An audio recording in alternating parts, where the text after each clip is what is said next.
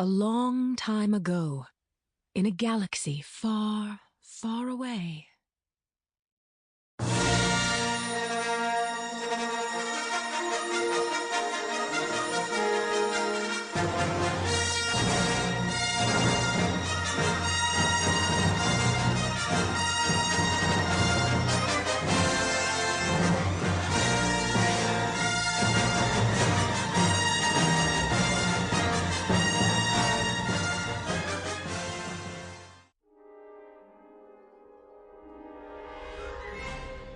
A Tale from the Dark Side by George R. Strayton. Read by The Archivist Publishing.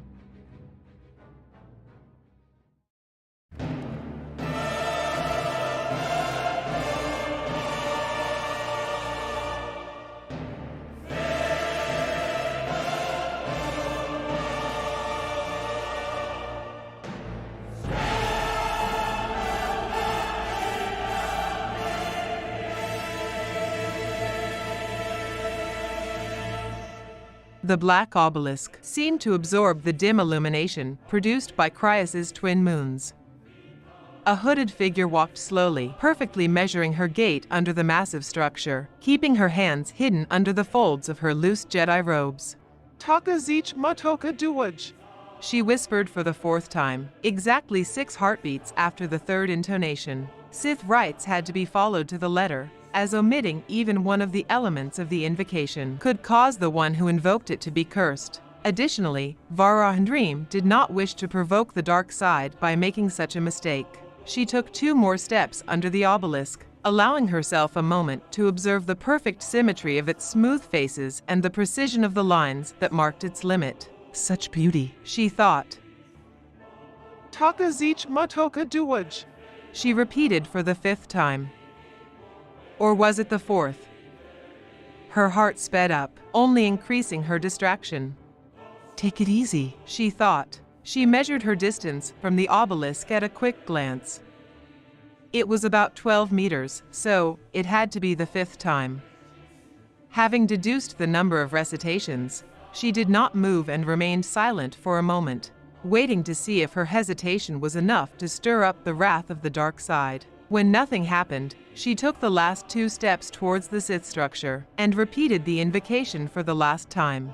Taka zich matoka duwaj. The obelisk remained silent in front of her, as if ignorant of her presence, or judging her as insignificant. Beginning the last section of the rite, she knelt down and removed the hood of her Jedi cloak, allowing her light brown hair to wave around her shoulders, and sat down. She closed her hands and placed them above her head, the base of the palms pressed against each other.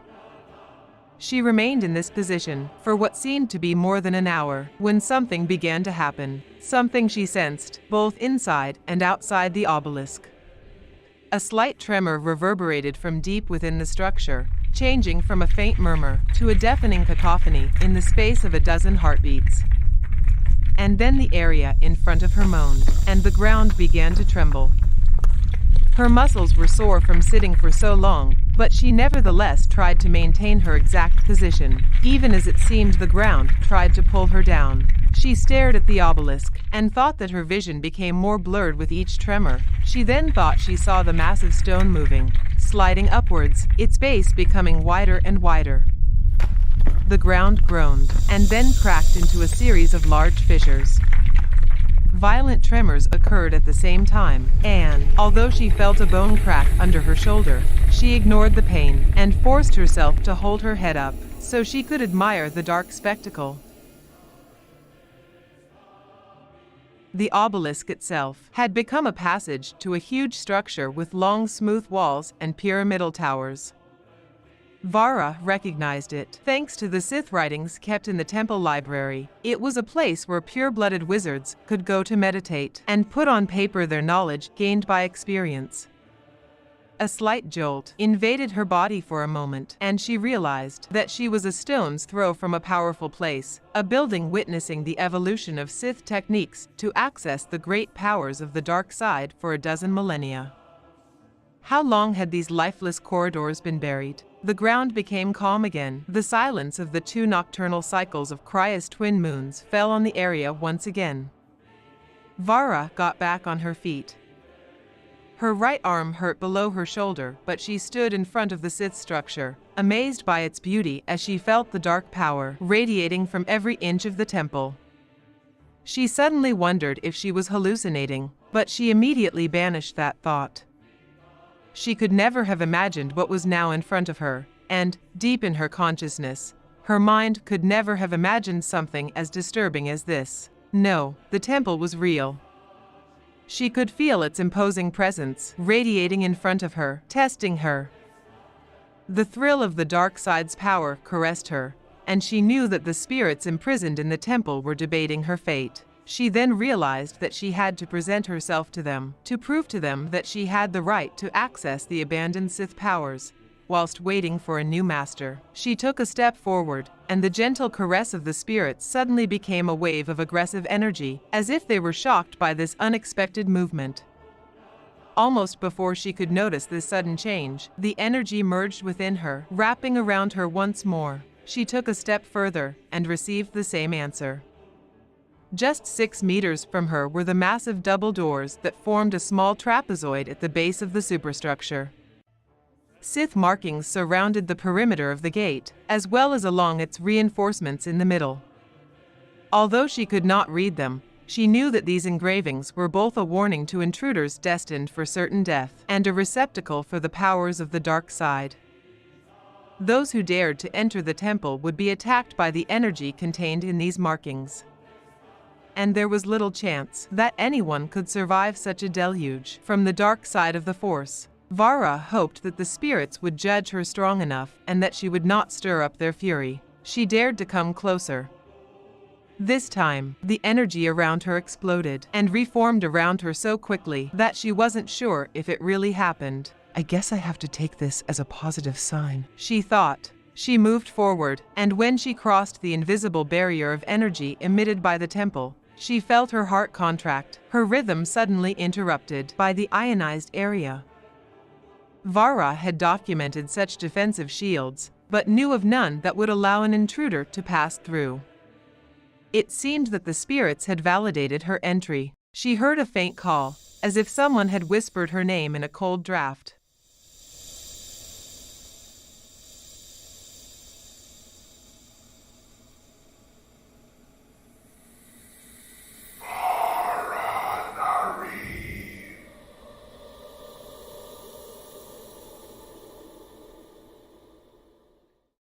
Her body tensed, and she looked around to see who had spoken. Seeing no one, she turned her attention to the double door, and there stood a translucent figure, its head hidden behind a mask covered with spikes and its body wrapped in voluminous robes. She could clearly see each of these components as they were differentiated by different shades of black, with its eyes and mouth being the darkest. She froze involuntarily, staggering at the sight of the specter, although she knew that such a display of fear could only diminish her chances of survival in the face of a Sith spirit.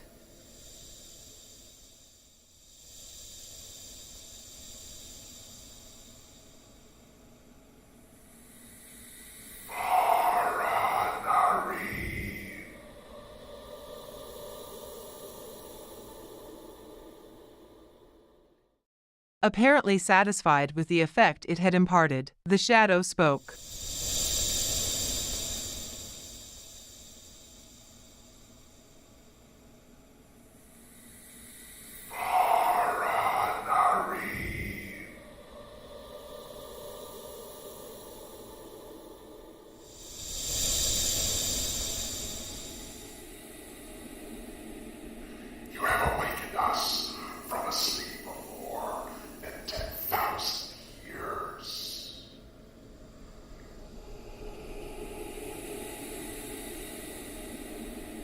Its voice took on such a low tone that Vara almost thought she could not hear it. Do you really think you can defeat us?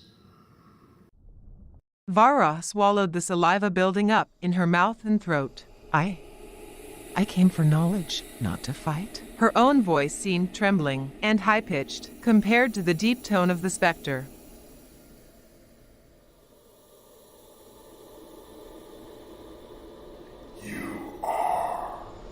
Jedi.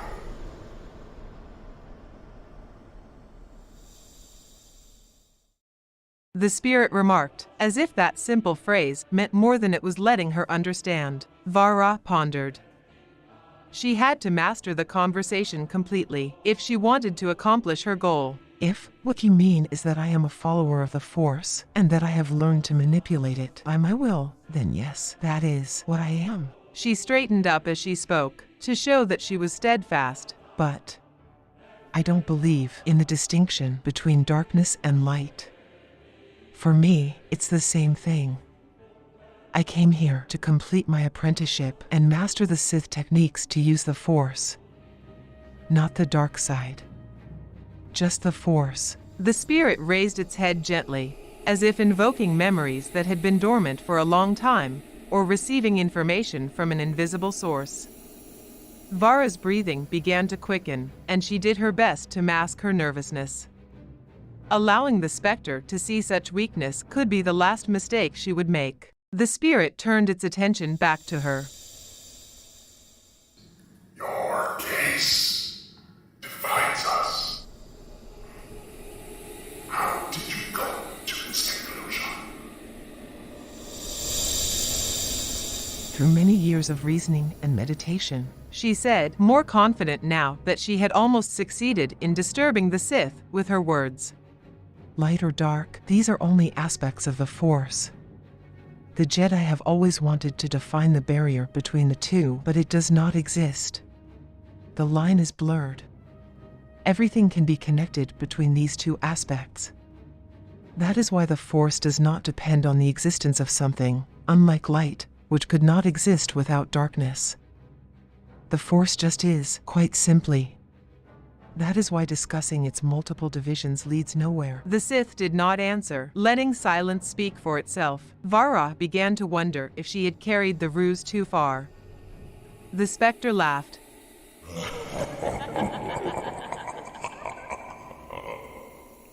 A brutal explosion, like the friction of two stones against each other.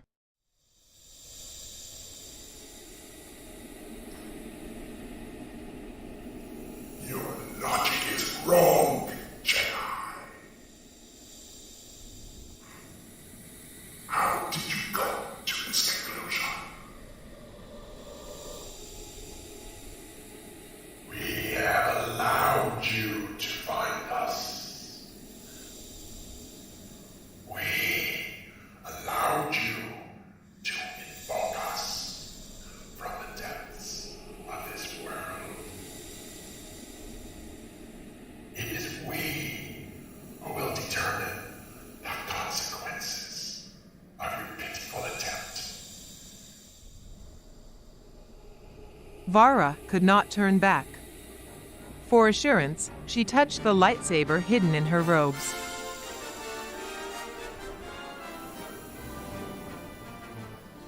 Do you think we are charlatans? Do you even know the powers we possess? From your actions, I deduce that you do not. The Sith seemed to grow, its dark form becoming more and more important in the void that surrounded it. Other Jedi came before you. Don't think you are the first, or that you will be the last. Maybe you want to see some of those who have failed in the same attempt. With a wave of its hand, the Sith summoned 3 more specters, but they did not possess the same dark form. They had gray, tense faces, as if they were undergoing terrible pain. But even in their spectral form, Vara could see that they were Jedi Masters. If the Sith could do that to Masters, what chance did she have? She slipped her hand into her robes and pulled out her lightsaber, igniting it, before she even had a firm grip on the handle. The blade hissed as it came to life, as she held it in front of her, its tip pointing towards the lower of the 2 moons that floated in the sky above the entrance to the Temple of the Obelisk. The spirit of the Sith focused on her once more, and suddenly slid forward. Vara struck with her weapon in a wide circle, cutting through the specter from his left shoulder to his right hip. But the blade passed harmlessly through it, without leaving a single mark. And suddenly, the spirit was upon her, enveloping her in its shadow, rendering her vital organs useless, and at the same time burning her skin by an icy fire. She screamed, hitting hard with her lightsaber, but the specter's attack only intensified. Her body was overcome with pain when the dark side crossed the body barrier to attack her spirit. The end came quickly, and Vara became a ghostly shadow, surrounded by the power of the dark side of the Force.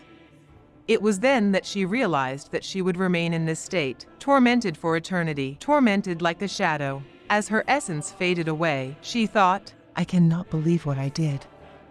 I only wish I had a way to warn those who will come after me, not to underestimate the power of the dark side.